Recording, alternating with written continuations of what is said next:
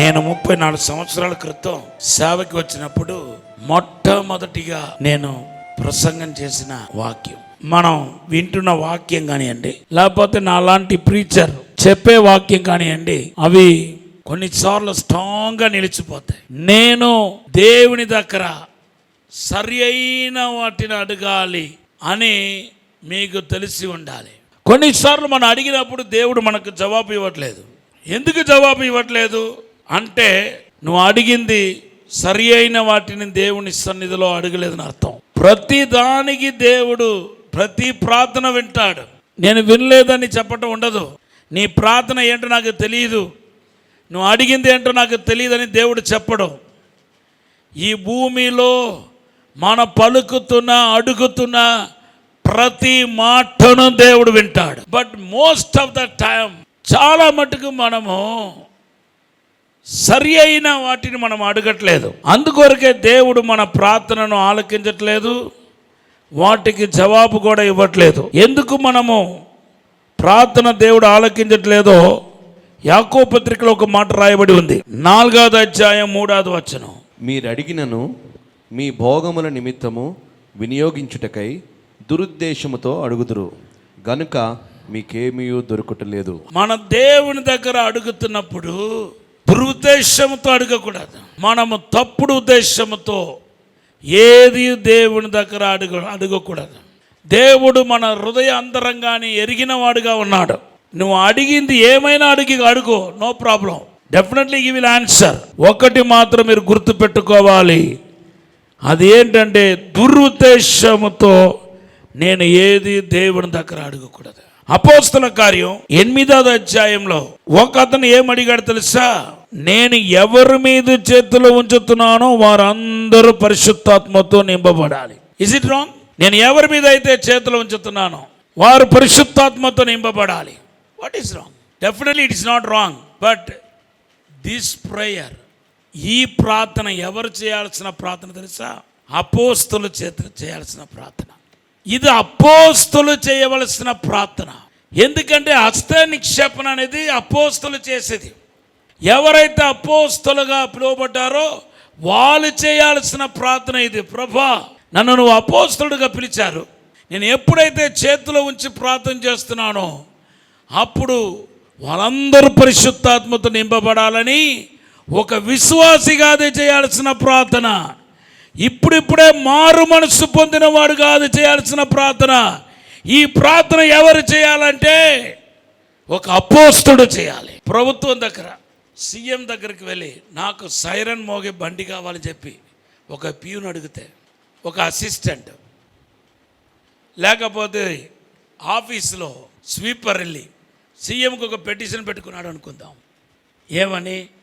నాకు సైరన్ మోగే బండి కావాలి, కారు కావాలి, నా ముందు 2 పోలీసులు ఎస్కార్ట్స్ కావాలి, నా వెనకాల 2 ఎస్కార్ట్స్ కావాలి, నేను ఆఫీస్కి వచ్చినప్పుడు వెళ్ళినప్పుడు నాకు సైరన్ మోగే బండి కావాలి అని అడిగితే అది కరెక్టా? అది భావ్యమా? చెప్పండి. నో, అది భావ్యం కాదు. అది ఆయన అడిగేది కాదు. అదే ఇది సేమ్ రిక్వెస్ట్ని కొత్తగా అపాయింట్మెంట్ చేయబడిన ఒక కలెక్టర్ గారు సీఎం దగ్గరికి వెళ్ళి, నేను నక్సల్స్ ఉన్న ప్రాంతంలో చేస్తున్నాను, నాకు సెక్యూరిటీ కావాలి, నాకు మంచి బండి ఉండాలి, కారు ఉండాలి, సైరన్ మోగే కారు కావాలి, నాకు పోలీస్ బందోబస్తు కావాలి అని ఒక కలెక్టర్ గారు అడిగితే అది సబబు. సో ఈ మాంత్రికుడు మారు మనసు పొందాడు, ఓకే. ఈ గారడి సీమోను మారు మనసు పొందాడు, ఓకే. కానీ ఆయన అడిగింది ఏంటంటే అపోస్తల పిలుపుకు సంబంధించిన ఆశీర్వాదాన్ని, అపోస్తల పిలుపుకు సంబంధించిన ప్రార్థన అంశాన్ని ఇతను అడుగుతున్నాడు. ఇప్పుడు నేను చెప్పిన ఉదాహరణ దాని కరెక్ట్. యేసు ప్రభు అంటున్నాడు, ఇవన్నిటినీ అన్నీలు అడుగుతున్నారు. మీరు ఏవేవైతే అడుగుతున్నారో ఈ లోక సంబంధంగా, నాకు ఇది కావాలి అది కావాలని ఏదైతే అడుగుతున్నారో ఇవన్నీ ఎవరు అడుగుతున్నారంటే అన్నీలు అడుగుతున్నారు. మత్తయి సువార్త 6వ అధ్యాయం 31వ వచనం చదవండి. కాబట్టి ఏమి తిందుమో ఏమి త్రాగుదుమో ఏమి ధరించుకుందుమో అని చింతింపకుడి. అన్యజనులు వీటన్నిటి విషయమై విచారింతురు. అడుగుతున్నారు. ఇది అన్యులు చేసే ప్రార్థన. అన్యులు చేసే ప్రార్థన వేరు, విశ్వాసి చేసే ప్రార్థన వేరు, నాలాంటి సేవకులు చేసే ప్రార్థన వేరు, నాలాంటి అపోస్తులు చేసే ప్రార్థన వేరు. ఈ భూ సంబంధమైన బేసిక్ నీడ్స్ ఏదైతే ఉందో అది ఎవరు అడిగితే సబబు అంటే, ఒక ప్రభుని ఎరుగక, ప్రభునందు సంపూర్ణమైన విశ్వాసంలోనికి రాక, ఇప్పుడిప్పుడే ప్రభును తెలుసుకున్న వాళ్ళు ఆహారాన్ని గురించి కానీ, వస్త్రాన్ని గురించి కానీ, లేకపోతే బ్రతుకు తీరు గురించి కానీ అడిగితే అది కరెక్ట్. అది కానీ ఒక విశ్వాసి నువ్వు అడగకూడదు. ఈ బేసిక్ నీడ్స్ గురించి అసలు అడగకూడదు. అది దేవుని మనస్సును ఆయాస పెడతాయి. ఎందుకంటే అదన్నీ మీకు కావాలనని ఆల్రెడీ తండ్రి ఎరిగి ఉన్నాడు. యేసు ప్రభు పునరుద్ధానం పొంది శిష్యుల దగ్గరికి వచ్చేసరికి శిష్యులు లేరు, చేపలు పట్టడానికి వెళ్ళిపోయారు. వాళ్ళు ఎప్పుడో నుండి సముద్రంలో చేపలు పట్టడానికి వెళ్ళారని ప్రభు గ్రహించి, ఎక్కడ వాళ్ళు వస్తే ఆకలితో వస్తారో ఏమో అని ప్రభు ముందుగానే గ్రహించి యోవాను సువార్త 21:9 వాళ్ళకు కావాల్సిన ఇష్టమైన ఆహారాన్ని యేసు సిద్ధపరిచాడు. వారు దిగి దరికి రాగానే అక్కడ నిప్పులు, వాటి మీద ఉంచబడిన చేపలను రొట్టెయు కనపడెను. కారు నిప్పుతో కాల్చబడిన చేపలు, అలాగే రొట్టి. మరలా వాళ్ళు యేసుప్రభు వారు వాళ్ళకి అయిష్టమైన ఫుడ్ను కూడా సిద్ధపరచలేదు, ట్రెడిషనల్ ఫుడ్ను సిద్ధపరుస్తున్నాడు. యూదులు ముఖ్యంగా చేపలు పట్టే వారి యొక్క అనుదిన ఆహారం, డెలిషియస్ ఫుడ్ ఏదో యేసుప్రభుకు బాగా తెలుసు. కాబట్టి పునరుద్ధానం పొందిన తర్వాత మహిమ దేహం కలిగిన వారుగా మహిమ దేహం తొడుక్కొని ఆయన ఏం చేస్తున్నాడంటే శిష్యులకు ఆహారం సిద్ధపరుస్తున్నాడు. ఆయనకు తెలుసు మీ పిల్లల ఒక ఫీజు సంగతి తెలుసు, మీ బట్టల సంగతి తెలుసు, మీ ఆహారం సంగతి తెలుసు, మీ యొక్క అనుదిన నీడ్స్ గురించి తెలుసు, రేపు నీకు ఏం కావాలో తెలుసు, ఇంకొక నెల తర్వాత, ఇంకొక 10 రోజుల తర్వాత అద్దె కట్టాలి అది తెలుసు, కరెంటు బిల్లు కట్టాలి అది తెలుసు, అన్నీ తెలుసు. ఇది నువ్వు అడగాల్సిన అవసరం లేదు, ఇది అన్నీలు అడగాలి. నువ్వు అడగాల్సినది తెలుసా? ప్రభువా, how to grow in you, నీలో నేను ఎలాగా ఎదగాలి, నీలో నేను ఎలాగా బలపడాలి, ఇంకా నేను ఆత్మీయంగా ఎదగటానికి ఏం చేయాలి, ఇంకా నేను సేవకి వెళ్ళడానికి ఏం చేయాలి, ఇంకా నేను అభిషేకించబడడానికి ఏం చేయాలి, ఇంకా నేను ఆత్మతో నింపబడడానికి ఏం చేయాలి, నేను మా ఇంటి వారు రక్షించబడి నీ సేవ చేయడానికి ఏమి చేయాలి, అది మీరు అడగాలి. So today there is a lessons.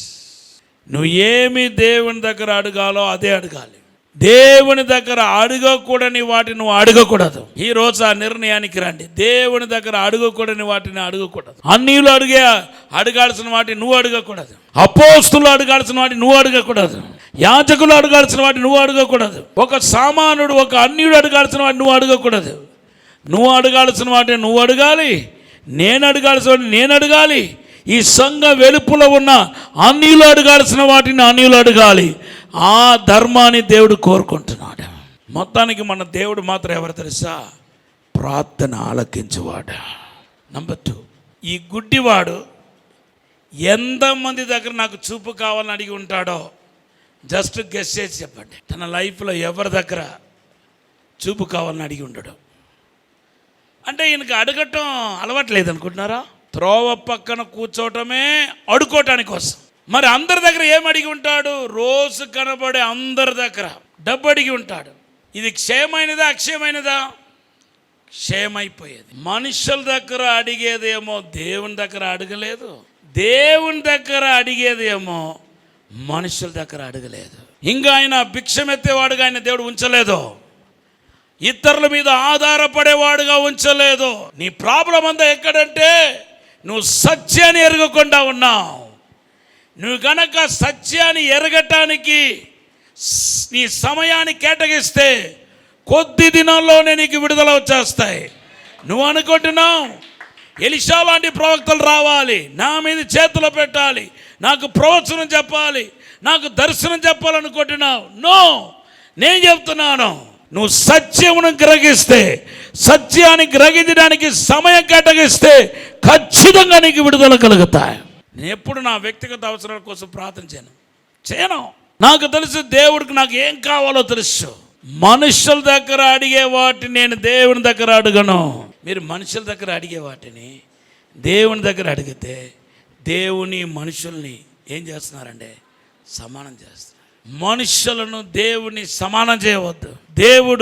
దేవుని కుమారుని యేసుక్రీస్తు సృష్టికర్త, మనిషి సృష్టికర్తను సృష్టిని సమానం చేయలేము. మన ఇండియా దేశంలో జరిగే పెద్ద పొరపాటు ఏంటంటే మనుషుల్ని దేవుడిగా పూజించటం పెద్ద పాపం. మనిషిని మన దేవుడిగా పూజించలేము. దేవుడికి ఇవ్వాల్సిన ఘనతను, దేవుడికి ఇవ్వాల్సిన మహిమను మనిషికి ఇవ్వలేము. దేవుడే, ఆయన ఆల్ఫా ఒమేగా ఉన్నాడు. ప్రభు అంటున్నాడు, I will not give my glory to man. నా మహిమను ఏం చేయాలంటే మనుషులకు ఇవ్వను. హత్తుమీరి మనం ఇచ్చినప్పుడు శాపం. అందుకొరకు మన దేశం ఏ దేశంలో లేని శాపం వెంటాడుతుంది. కనిపించదంతా దేవుడిలాగా మనం పూజ చేస్తున్నాం. ఇది మర్చిపోవద్దు. ఈరోజు మీరు చేయాల్సిన ప్రార్థన ఏంటంటే, మీ బంధుమిత్రులందరిలో ఎవరైతే సృష్టిని ఆరాధిస్తున్నారో వారి నిమిత్తం మీరు క్షమాపణ ప్రార్థన చేయాలి. 10 ఆజ్ఞల్లో మొదటి 3 ఆజ్ఞలు, ఆ 10 ఆజ్ఞల్లో మనం చూస్తే 3 ఆజ్ఞలు దేవుణ్ణి సృష్టికర్తగా చూడమని మనకు అవగానిస్తుంది. దేవుడైన యెహోవా తప్ప మరి ఏ ఒక్క దేవుని మనం ఆరాధించకూడదు, ఎవరిని సమానంగా ఎంచకూడదు. అది దేవునికి హేయము, దేవుని ఆయాస పెట్టే కార్యం. సృష్టికర్త మాత్రమే నూతనమైన కార్యాన్ని చేయగలుగుతాడని, నూతనమైన అవయాలు ఇవ్వగలుగుతాడని ఆయన నమ్మాడు. అందుకొరకే he never opened his mouth to the human being. అది మనిషి ఇవ్వచ్చేమో, మనిషి ఇవ్వగలగరేమో, కానీ చూపు మాత్రం ఎవరు ఇవ్వలేరు. కాబట్టి ఆయన సృష్టికర్త వచ్చేదాకా, సృష్టించేవాడు వచ్చేదాకా ఈ విషయాన్ని బయట పెట్టలేదు. సృష్టికర్త కోసం, సన్ ఆఫ్ డేవిడ్ కోసం, సన్ ఆఫ్ గాడ్ కోసం అనేక దినాలు కనిపెడతా వెయిట్ చేస్తూ ఉన్నాడు, తొందరపడకుండా. ప్రతి వాళ్ళకు ఒక టైం ఉంది. నా టైం వచ్చినప్పుడు నేను బ్లెస్ అయిపోతాను, మీ టైం వచ్చినప్పుడు మీరు బ్లెస్ అయిపోతారు, మీ టైం వచ్చినప్పుడు మీరు కూడా, మీ రౌండ్ వచ్చినప్పుడు మీరు బ్లెస్ అయిపోతారు. దాని ఆపట ఎవరి తరం కాదు. నువ్వే రెడీగా లేకపోయినా దేవుడు నీ సమయం వచ్చినప్పుడు నిన్ను ఆశీర్వదించే తీరుతాడు, నిన్ను పైకి హెచ్చించే తీరుతాడు. నీకు మేలు కలుగుతాయి, నీకు అద్భుతం జరుగుతాయి, నీకు విడుదల కలుగుతాయి, నిన్ను హెచ్చించే తీరుతాడు దేవుడు. యెషయా 42:8-9 వచనాలు చదవండి. యెహోవాను నేనే, ఇదే నా నామము, మరి ఎవ్వనికి నా మహిమను నేను ఇచ్చువాడును కాను, నాకు రావలసిన స్తోత్రమును విగ్రహములకు చెందనీయను. ఎంత కరాగట్టుగా దేవుడు మాట్లాడుతున్నాడో చూడండి. నా మహిమను ఎవరికి ఇవ్వను, చివరికి నా రూపములో మీరు ఏ విగ్రహాలు చేసుకున్నా దానికి కూడా ఇవ్వను అంటున్నాడు. నిర్గమకాండ 20:7 ఈవన్ అన్న నామాన్ని నువ్వు ఏం చేయకూడదంటే వ్యర్థంగా ఉచ్చరించకూడదు. ఈ దేవుడైన యెహోవా నామమును వ్యర్థంగా నుచ్చరింపకూడదు. యెహోవా తన నామమును వ్యర్థంగా నుచ్చరింపు వారిని నిర్దోషిగా ఎంచడు. దేవుని దగ్గర అడగాల్సిన వాటిని దేవుని దగ్గర అడిగి ఊరుకోవాలి. ఇంకా మరలా దేవుని దగ్గర అడగాల్సిన వాటిని దేవుని దగ్గర అడిగి మరలా మనుషుల దగ్గరికి అడిగితే నీకు విశ్వాసం లేదని ఒక అర్థం. రెండోది అర్థం ఏంటంటే దేవుని నువ్వు తక్కువ అంచనా వేస్తున్నావు, క్రించపరుస్తున్నావు అని అర్థం. ఎలాగైతే పిల్లలు యెహోవా ఇచ్చిన స్వాస్యమో అలాగే ఒక వ్యక్తికి, ఒక పురుషుడికి ఒక స్త్రీని నియమించటం యెహోవా క్రియ. దీనా అని ఒక స్త్రీ గురించి రాయబడి ఉంది ఆదికాండ 34 తనకు తానే ఒక మంచి వ్యక్తి కావాలని చెప్పి బయలుదేరింది. వాళ్ళ నాన్న ఉండగా, వాళ్ళ నాన్న ఆరాధించే యాకోబు దేవుడు ఉండగా, ఆయన సహోదరులు ఉండగా దేవుని లెక్క చేయలేదు, అక్కడ ఉన్న తండ్రిని లెక్క చేయలేదు. ఎవ్వరు చేతగాని వాళ్ళు, నాకే జ్ఞానం ఉందని చెప్పి బయలుదేరింది ఈ మనిషి దీనా. వెళ్ళటం వలన ఏమైంది చెప్పండి? ఆమెను ఊరిలో ఏ ఊరికెళ్ళైతే సిక్కేం అనే ప్రాంతానికి వెళ్ళింది. ఏ ఊరిలో అయితే వెళ్ళి తనకు మ్యాచ్ కావాలని చెప్పి వెళ్ళిందో అక్కడ ఆమెను పాడు చేశారు, రేప్ చేశారు. తన సహోదరిని రేప్ చేశారని తన సహోదరుల చెవుల్లో పడగానే వాళ్ళు గొడవకి వెళ్ళారు, రక్తం వచ్చినట్టు కొట్టేసుకున్నారు. యాకోబు మనస్సు ఆయాసపడిందంట. అలాగైతే దేవుడు ఎంత దుఃఖపడి ఉంటాడో ఒకసారి చూడండి. కొన్ని దేవుడు స్వేచ్ఛగా కొన్ని కార్యాలు చేసుకుంటూ పోతాడు, ఇంకా వదిలేయాలి ఆ కార్యాన్ని. దానిలో ఒక్కటే వివాహం, బలవంతం చేయకూడదు, విడిచిపెట్టాలి దేవునికి. ఆ టైం వచ్చినప్పుడు తగిన కాలంలో దేవుడు తన అద్భుత కార్యాన్ని చేస్తాడు. తగిన కాలంలో దేవుడు నిన్ను ఆశీర్వదిస్తాడు. తగిన కాలంలో నీ పిల్లలకు దేవుడు శుభకార్యం చేస్తాడు. తగిన కాలంలో నీ కుటుంబంలో మేలు జరుగుతాయి, ఆశీర్వాదం కలుగుతాయి. దేవుని దగ్గర అడగవలసిన వాటిని మనుషుల దగ్గర అడిగి మనిషిని దేవుని ఏకం చేయలేదు. మూడవది ఏంటంటే తెలుసా? ఒక మంచి ఆత్మీయుడికి ఉండాల్సిన మనుషులు మంచి సలహాలు ఇచ్చినప్పుడు వినటం. దేవుని కార్యానికి వ్యతిరేకంగా, ఆత్మీయ కార్యానికి వ్యతిరేకంగా సలహాలు ఇస్తే దాన్ని ధైర్యంగా తునీకరించటం. నీ ఆత్మీయ జీవితానికి వాళ్ళు ఏం గొప్పవాళ్ళు కాదు, నీ పెద్దోళ్ళే, నీ వయస్సులో పెద్దోళ్ళు కానివ్వండి, లేకపోతే మీ అనుభవంలో గొప్పవాళ్ళు కానివ్వండి, మంచి జ్ఞానం మీ జ్ఞానంలో గొప్పవాళ్ళు కానివ్వండి, ఈవెన్ ఆత్మీయతలో గొప్పవాళ్ళు కూడా కానివ్వండి. దేవుని విషయంలో ఏదైనా నీకు రాంగ్ అడ్వైస్ ఇస్తే కనుక, అడ్డుగా వస్తే కనుక దాన్ని ధృవీకరించే ధైర్యం నీకు ఉండాలి. అప్పుడు నువ్వు ఆత్మీయ జీవితంలో ముందుకు వెళ్ళగలుగుతావు. కొట్టండి గట్టిగా, చెప్పండి, దినపరచండి. హల్లెలూయా. దేన్ని ఎదిరించాడు? దేవున్నా మనకి స్తోత్రం. ఈయన కోరిక, ఈయన అడిగింది న్యాయమా కాదా? దావీదు కుమారుడా నన్ను కరుణించము. What is wrong? What is wrong? దావీదు కుమారుడా నన్ను కరుణించమని అడుగట. What is wrong? బహుశా ఈ గుడ్డివాడు అడిగింది తప్పు అనుకుంటున్నారు శిష్యులు. వేరే ఎవరైనా ఇదే ప్రార్థన చేసి ఉంటే కనుక they might have encourage dum. After all this blind man, how can he will ask son of David mercy upon me? How can the person can ask? How can the blind man can ask? ఈ గుడ్డివాడు అడగడానికి what he has rights to ask, what he has rights to approach the creator. సృష్టికర్త అయిన యెహోవాను approach అవడానికి ఈయనకి ఏముందని, ఎవరు ఈయనకు ఆ ధైర్యం ఇచ్చారు? లెట్ హిమ్ స్టాప్ అని స్టాప్ చేసింది ఎవరంటే శిష్యులు, అపోస్తలు. They might have apostle of God, but when they are giving wrong counsel, wrong advice, no matter who they are, you should not listen to them. You should not listen to them. అపోస్తలు కానీ, బిషపే కానీ, పాస్టరే కానీ, నీ వయస్సులో గొప్పవాళ్ళు కానీ, ఎప్పుడైతే Bible వాక్యానుసారం కానీ అడ్వైస్ నీకు ఇస్తున్నారో, వాక్యానుసారం కానీ ఆలోచన మీకు ఇస్తున్నారో, దాన్ని ఎదిరించే, దాన్ని త్రోసివేసే ధైర్యం ఎప్పుడు నీకు వస్తుందో అప్పుడు నువ్వు నెక్స్ట్ లెవెల్కి వెళ్ళబోతున్నావు అర్థం. అందరిలో, ప్రతి మానవుడిలో స్వార్థం అనేది ఉంటుంది. కాబట్టి సేవకుల్లో కూడా కాస్త కోస్త స్వార్థం ఉంటుంది. వాళ్ళు ఆ స్వార్థాన్ని మనసులో పెట్టుకొని నిన్ను రాంగ్ గైడెన్స్లోనికి, రాంగ్ డీడ్స్లోనికి నడిపిస్తూ ఉంటే దాన్ని నువ్వేం చేయాలంటే దేవుడు ఆలోచన కింద కాదని తెలిసిన తర్వాత దాన్ని బోల్డ్గా ఎదిరించే ధైర్యం నీకు కావాలి. ఆత్మీయతకు వ్యతిరేకంగా వచ్చిన కార్యాన్ని తునీకరించే ధైర్యం వీళ్ళలో ఉంది. కాబట్టి దేవుడు ఆయన పిలిపించుకున్నాడు. యేసు తన దగ్గరికి పిలిపించుకున్నాడు. ఆయన ముట్టడానికి ఇష్టపడ్డాడు. ఈవెన్ ఆయన వెంబడించడానికి కూడా ఓకే అన్నాడు. ఒక ఆత్మీయుడు తెలుస్తుంది, సడన్ పర్సన్, సడన్ సేవకుడు ఆత్మీయుడు అని నీకు అర్థమవుతుంది, లేకపోతే ఆయన ప్రార్థన ద్వారా నువ్వు బలపడుతున్నావు అని అర్థమవుతుంది. దాన్ని ఆపడానికి ఎవరు సరిపోతారు? వెళ్ళి కూర్చొని ఒక ఆత్మపూర్ణమైన దైవజనుడు నోటి నుండి దేవుని వాక్యం వినటం రాంగా? మన రాంగని ఎలా చెప్పగలుగుతాం? ఇటువంటి కార్యాన్ని ఎదిరించే మనస్సు మీకు ఉండాలి. అపోస్తల కార్యం 4:13 చదవండి.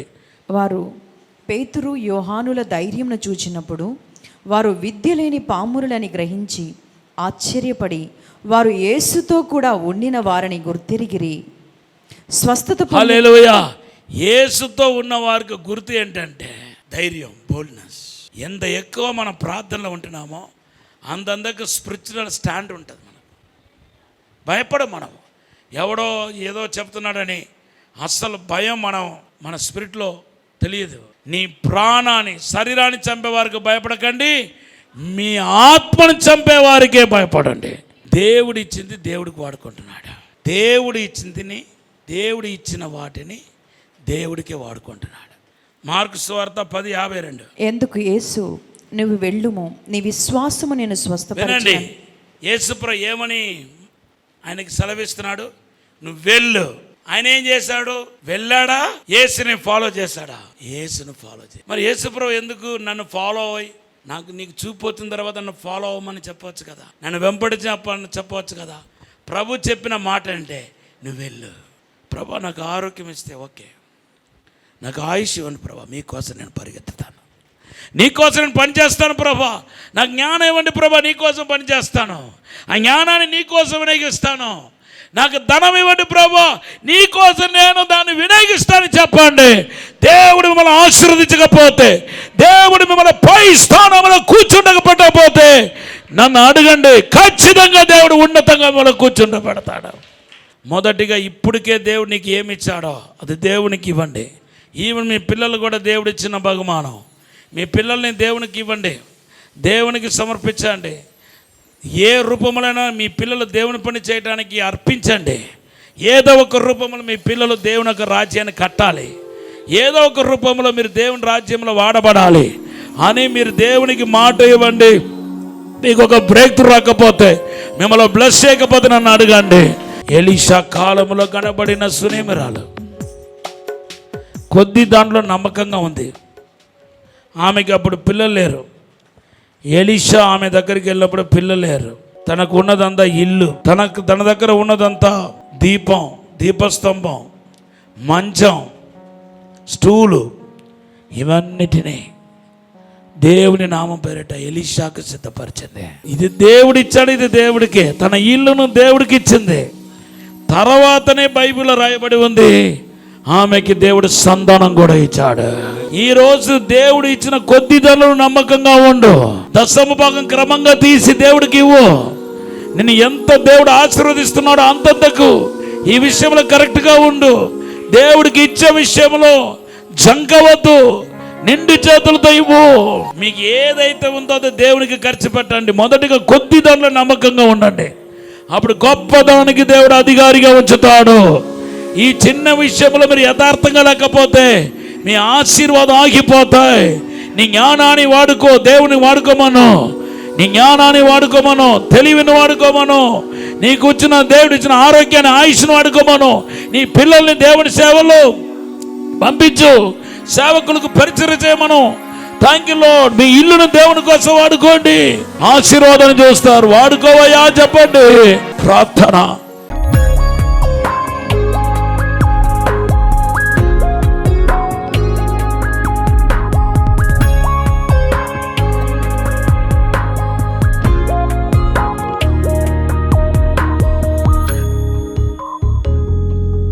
పరిశుద్ధము నమ్మకమైన పరలోక తండ్రి, నీకు వందనాలు, స్తోత్రాలు ప్రభా. మీరు అందించిన మాటలను బట్టి వందనాలు ప్రభా. తండ్రి, ఇప్పుడు ఆశీర్వదించండి. నేను పలికిన ప్రతి మాట ఆశీర్వాదం కావాలని ప్రార్థన చేస్తున్నాను ప్రభా. అయ్యా, రైట్ థింగ్స్ని అడిగే కృప దయచండి ప్రభా. మనుషుల దగ్గర అడగాల్సిన వాటిని దేవుని దగ్గర అడగకూడదు అన్నారు ప్రభా. దేవుని దగ్గర అడగవలసిన వాటిని మనుషుల దగ్గర అడగకూడదు. అలా అడగడం ద్వారా దేవుని మనుషులు సమానం చేస్తున్నాము అనే విషయాన్ని ఈరోజు మాట్లాడి హెచ్చరించారు తండ్రి. రాంగ్ కౌన్సిల్కు వ్యతిరేకంగా ఉన్న ధైర్యాన్ని గురించి మాట్లాడారు ప్రభా. మూడవదిగా ఆ ధైర్యం దయచేయండి ప్రభా.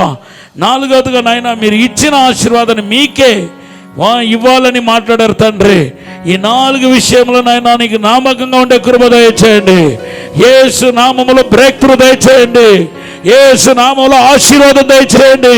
నీ మహిమ ఆవరించనుగాక. యేసు నామములో విడుదల కలిగినగాక. యేసు నామములో అద్భుతం జరిగినగాక. ఇప్పుడే దీవించండి, స్వస్థపరచండి, ముట్టండి ప్రభా. యేసు నామములో అడిగి వేడుకుంటున్నాము తండ్రి. ఆమేన్. రాజమహేంద్రవరంలో దహించు అగ్ని స్కూల్ ఆఫ్ డునామిస్ పరిశుద్ధాత్మ పాఠశాల మే 1వ తేదీ నుండి ప్రారంభించబడును. మీరు పరిశుద్ధాత్మతో నింపబడాలని ఆశపడుతున్నారా? వాక్యంలో లోతైన మర్మాలను తెలుసుకోవాలని అనుకుంటున్నారా? ఫలభరితమైన సేవ చేయాలనుకుంటున్నారా? విశ్వాస వీరులై ప్రభువు కొరకు మంచి పోరాటం పోరాడాలని ఆశపడుతున్నారా? అంతర్జాతీయంగా వాడబడుచున్న అనుభవజ్ఞులైన దైవజనులచే బోధించబడతాయి. స్త్రీ పురుషులకు ప్రత్యేకమైన వసతి సదుపాయాలు కల్పించబడును. రిజిస్ట్రేషన్ ఫీజు 2500 రూపాయలు మాత్రమే. స్థలం దహించు అగ్ని రివైవల్ సెంటర్, కాటవరం, రాజమహేంద్రవరం. మరిన్ని వివరాలకు 9494940072 and 73. గుంటూరులో సువార్త స్వస్థత ఉజ్జీవ సభలు మే 4, 5 తేదీలలో ప్రతిరోజు ఉదయం 10 గంటలకు మరియు సాయంత్రం 6 గంటలకు.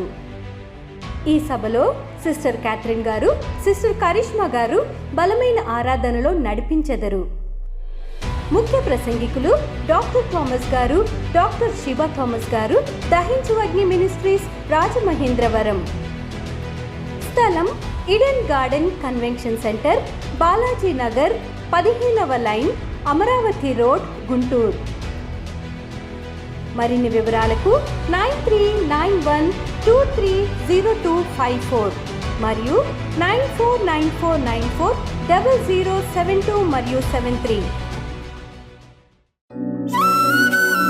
రాజమహేంద్రవరంలో దహించు అగ్ని అభిషేక ఆదివారపు ఆరాధన ఇప్పుడు ప్రతి ఆదివారం ఉదయం 9:30 నుండి ప్రారంభించబడును. తప్పక పాలు పొందండి, దైవిక ఆశీర్వాదం పొందండి. స్థలం దహించు అగ్ని ఆడిటోరియం, నటరాజ్ థియేటర్, రాజమహేంద్రవరం. మీ ప్రార్థన అవసరతలకు 9494940072 మరియు 73. ఈ టీవీ కార్యక్రమాన్ని చూసి ఆశీర్వదించబడినట్లయితే దహించు అగ్ని టీవీ పరిచర్యకు మరియు బ్లెస్సింగ్ ల్యాండ్ కు సహకరించండి. Dahinchu Agni trust current account number 357222444370, State Bank of India main branch, Rajamahendravaram. My address doctor Thomas, Dahinchu Agni ministries, తుమ్మలోవా, Rajamahendravaram.